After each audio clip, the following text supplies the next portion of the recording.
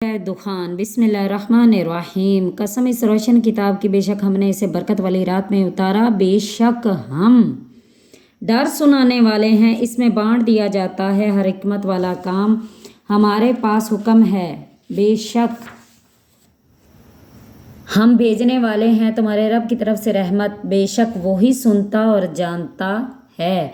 वो जो रब है आसमान और ज़मीन का और जो कुछ इनके दरमियान है। अगर तुम्हें यकीन हो इसके सिवा किसी की बंदगी नहीं वो जिलाए और मारे। तुम्हारे रब और तुम्हारे अगले बाप दादा का रब, बल्कि वो शक में पड़े खेल रहे हैं। और तुम इस दिन के मुंतज़िर रहो जब आसमान एक ज़ाहिर धुआं लाएगा कि लोगों को ढांप लेगा। ये है दर्दनाक अजाब। इस दिन कहेंगे, ऐ रब हमारे, हम पर से ये अजाब खोल दें।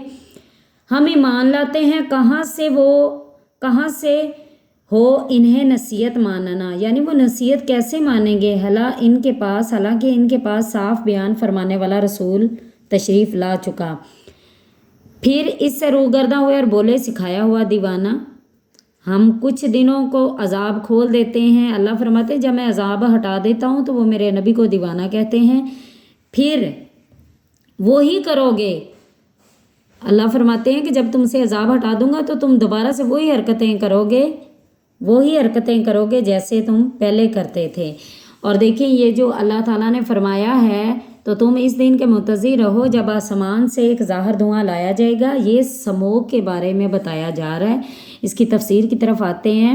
तफसीर में एक कौल ये भी है कि धुएं से मुराद वो धुआं है जो अलामत क़यामत में से होगा और करीब क़यामत ज़ाहिर होगा। मशरिक़ व मगरिब इससे भर जाएंगे। 40 रोज़ व शब रहेगा। मोमन की हालत तो ऐसी हो जाएगी कि जैसे उसको ज़ुकाम हो गया। और काफर मदोश होंगे, इनके नथनों और कानों और बदन के सुराखों से धुआं निकलेगा।